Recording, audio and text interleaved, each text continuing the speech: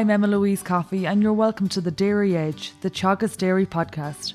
We're bringing you the latest information, insights and opinions to improve dairy farm performance. On this week's episode, I'm joined by nutritionist Joe Patton to hear how to strike the balance between feeding the freshly calved cow and hitting spring grazing targets.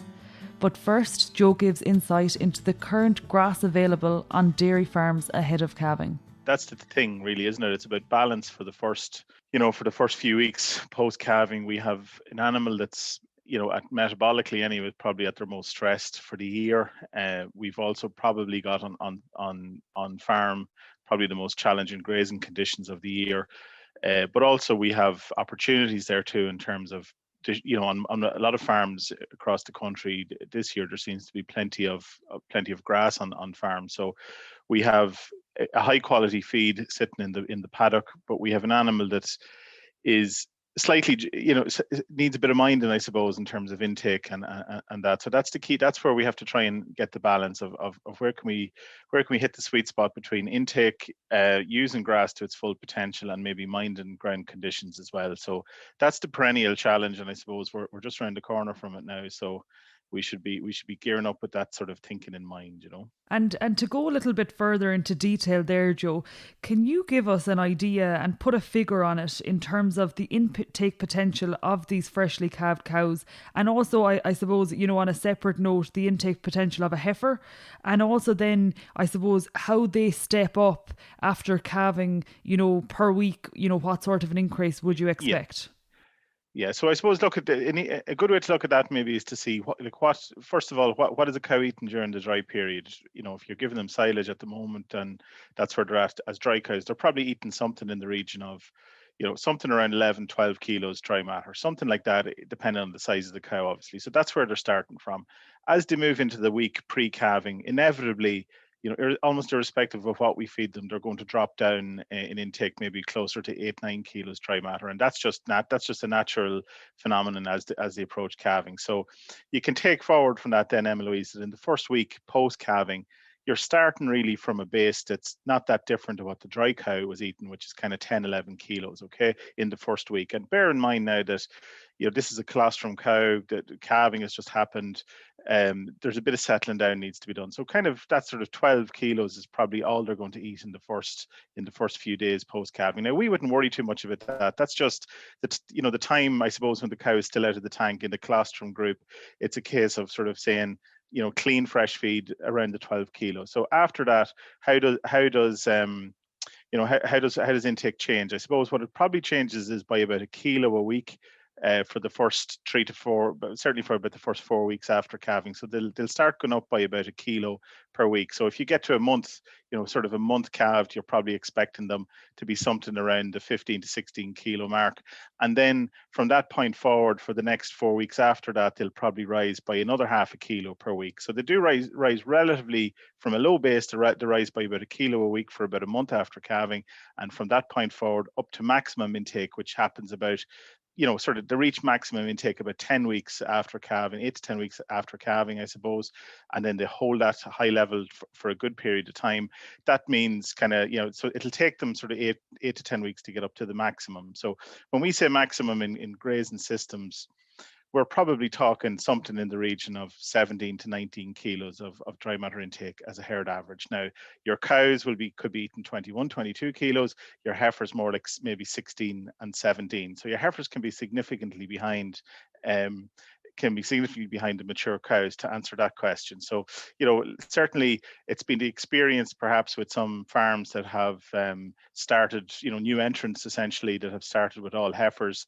You do see it really in those farms that the intake potential of the herd is much lower than what you might expect. So, 18, 19 kilos is the target ultimately, but we're going to be a few weeks till we get to that, And you also mentioned, Joe, that metabolic stress that cows are under. And, from your experience going out to farms, what are the main things that you see in terms of metabolic diseases, and maybe 1 or 2 tips in order for farmers to minimize, such instances on farm this spring? Yeah, it's a good question, I suppose. Look, what we would tend to see, Emma-Louise, and speaking to a few vets on this, they would say the same thing, is that generally what you get in these situations is a storm of problems, or a lot of problems piled on top of each other. So it could be retained placenta, displaced abomasum, ketosis, those issues, and obviously the big one, which is milk fever, either clinical or subclinical milk fever. And it's and certainly UCD over the years as well have talked a lot about that, about trying to manage kind of milk fever, as I say, retained cleanings, stomach problems, managing those as a kind of as a group of issues, rather than trying to manage in isolation. So I would say that the big risks really, if we can get calcium status right and really concentrate on getting the milk fever status right early on, I think it does help the cow to get over a lot of those other diseases as well. So what would you see on farm, I suppose, that where the big risks are? Certainly body condition score, so over conditioned cows on the point of calving, particularly older cows, that's certainly a risk factor, and that's one to be watched. Not enough dry cow mineral being fed, which is another big one. So we would be certainly saying that we need a good quality dry cow mineral, maybe with plenty of magnesium and plenty of vitamin D in particular in it. So certainly up to over 20% magnesium needed. So that would be a thing that probably causes problems on farms where there's not enough attention to detail on the mineral. And then the other one that might be a problem is silage that might be slightly high in potassium. So really what you're saying there is maybe something that's a little less rich in potassium would be the thing. So the three big risk factors: body condition score, certainly, not enough mineral not enough high magnesium mineral on the point of calving, and then the other one would be maybe something to do in mineral imbalance in the silage. I think if you address one of those three together, it does make a big difference in terms of subclinical and clinical milk fever cases. And I suppose taking it a step further, then, Joe, when we're talking about I suppose supplying sufficient nutrition for these cows, and you mentioned there's a really good grass cover on farms this year, and a strong overwinter growth. What does grass offer farms, where they can get out in February? Well, this is the thing we have to remember, is that spring grass in particular, because it's been there essentially, the most of it has been there, slowly growing and slowly turning over since October, November last year. It is a high quality forage. There's plenty of there's good fibre levels in it, believe it or not. There's good energy levels and plenty of protein as well. So it's a good feed relative to the average type silage that's out there. Okay.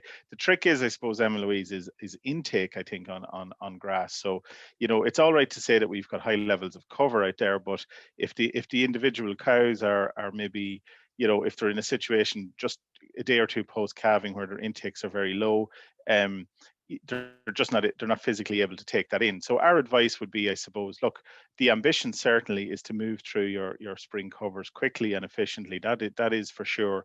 But we shouldn't be sort of asking a cow that calved this morning, for example. We shouldn't expect miracles in terms of her grass intake this evening or tomorrow or even the day after. I think that's the key point. So, generally what a lot of herds might be doing now is, moving towards a situation where they've got a colostrum group maybe. So, until the cow is on her 7th or 8th milking, she's kind of managed without really trying to put too much grass in her diet. It's more about making sure her calcium status is good, that she's comfortable and full and well fed.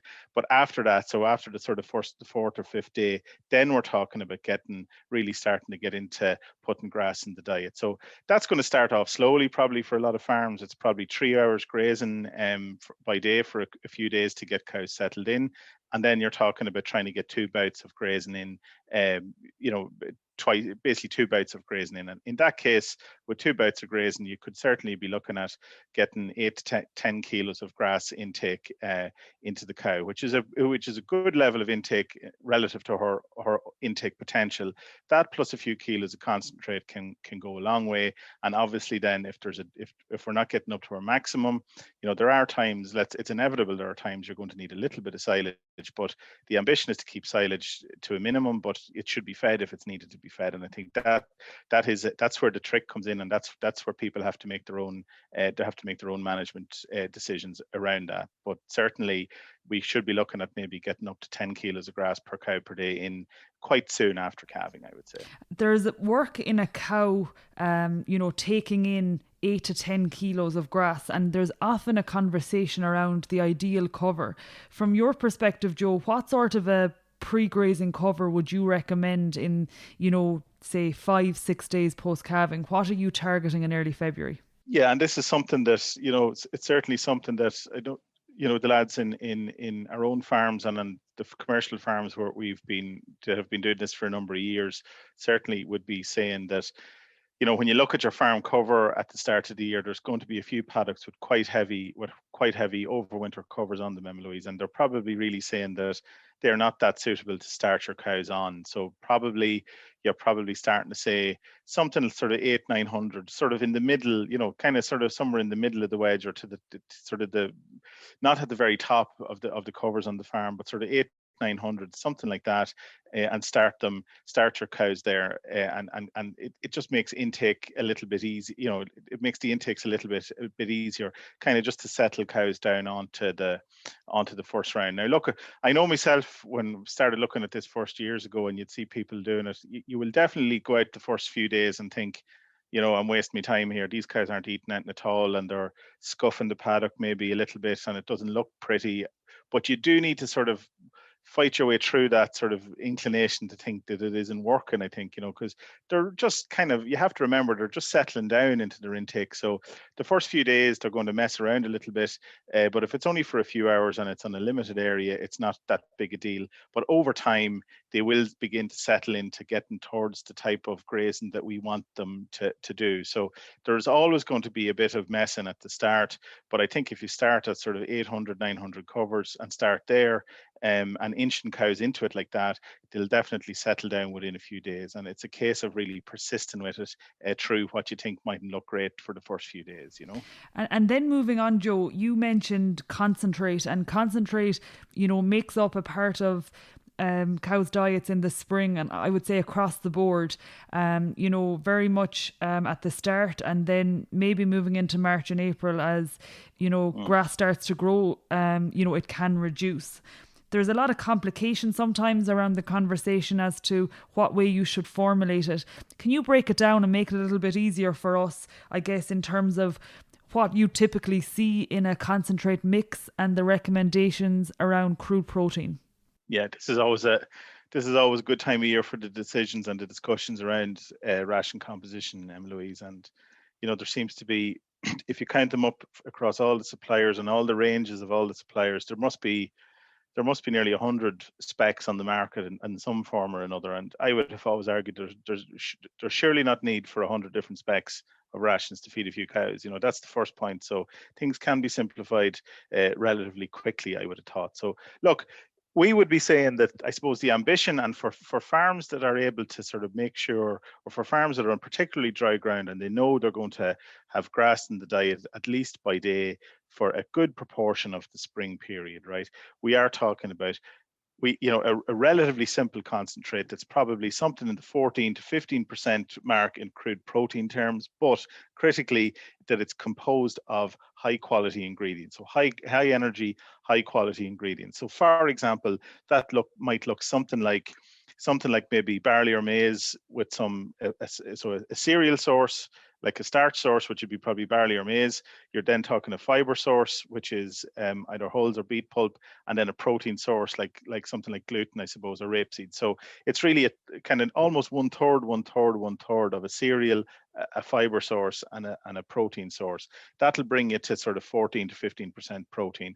And then obviously on top of that, then you're going to need your minerals, which would be obviously calmag, salt, bit of limestone, maybe a bit of phosphorus as well, plus your trace elements. Now they'll probably stay the same, irrespective of the protein percent in the ration. So that's the first thing to say.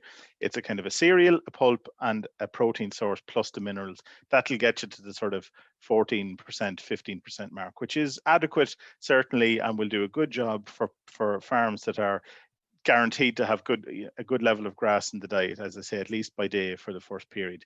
In a situation then maybe where maybe in different parts of the country that might be, where the grass supply might be limited a bit more by weather conditions or by whatever it might be, and there's more of a risk that you're going to be on silage for a few days here and there, you're probably talking about a 16% nut in that case, which is basically the same ration as I'm after talking about, except with 10% soybean included as well. The way I would look at it, it's as simple as that almost, that you just push in a little bit of soybean extra to get your 16% to account for the fact that you're not on grass, if you get me. So if you stick to those sort of rules that you're talking about, an energy value of maybe 0.94 to 0.96 with the minerals included, accrued protein between 14 and 16%, depending on your availability and your ground conditions in a general sense, and the minerals included.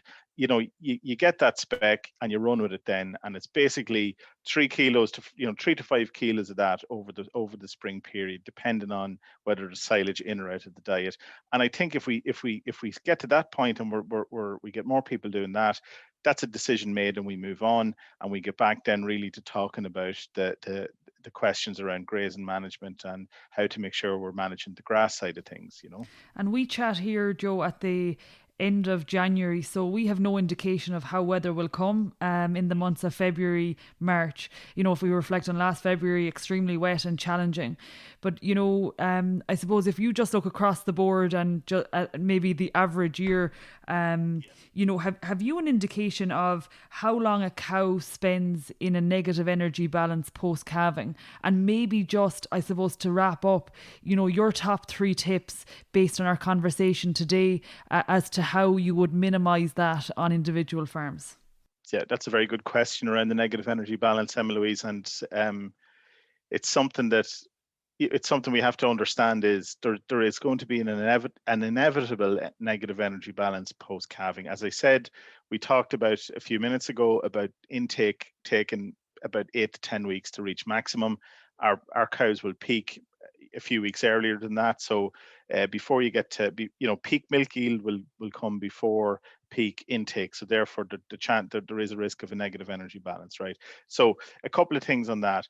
There was years ago, people used to talk about trying to push as much feed in as possible in the week post-calving to stop cows going into negative energy balance. But I suppose we've kind of moved away from that a little bit now, in that what we're trying to do is maybe guarantee that they have full access to high quality forage at all times for those few days, but slow and steady build up then after that you're basically avoiding digestive upsets, avoiding those kind of issues, which will probably end up making the negative energy balance worse than if you going in too fast with high levels of concentrate tends to cause more problems than it will fix. So generally speaking, the cows should be sort of turning the corner, probably something in the region of maybe 4 to 6, maybe 6 weeks post calving. Cows should start to be turning the corner. And a lot of farmers would remark that over the years to me, that someday in April, when the sun starts shining a bit better and things start improving, suddenly cows that looked a bit raggedy a week before that turn inside out and away they go. It's kind of indication that they've turned the corner and they're moving on.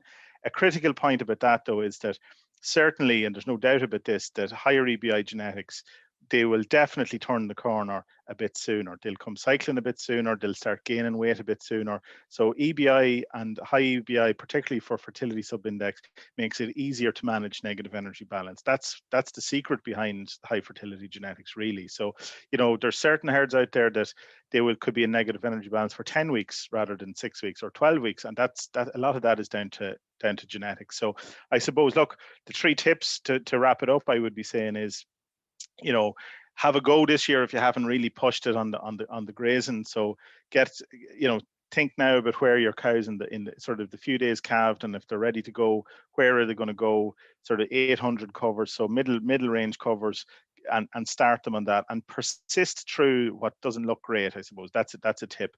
The second thing is, mind certainly simplify your decisions on concentrate feeding. You're talking about sort of a 14 to 16% nut, depending on your situation, with the minerals correct in it, and nail that down. And then from there, then spend your time worrying more about your grazing, your grazing decisions. And the third and final thing, I suppose, is just for the few days around calving, is just mind the freshly calved cow. She's at the highest risk of problems from a day pre-calv until about 2 or 3 days post-calving. There's plenty of days in the year to maximize grass intake.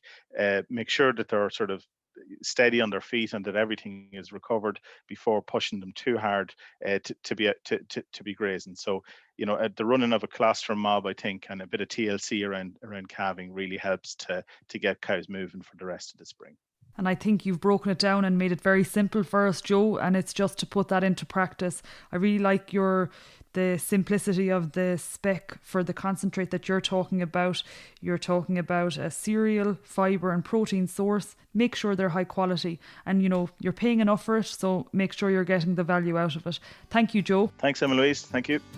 That's it for this week's episode of the Dairy Edge podcast, and my thanks to Joe Patton for joining me on this week's show. Don't forget to rate, review and subscribe to the podcast. You can listen on Apple and Google Podcasts as well as Spotify, and for more information go to the Teagasc website at teagasc.ie. I'm Emma-Louise Coffey, and join me next time for your Dairy Edge.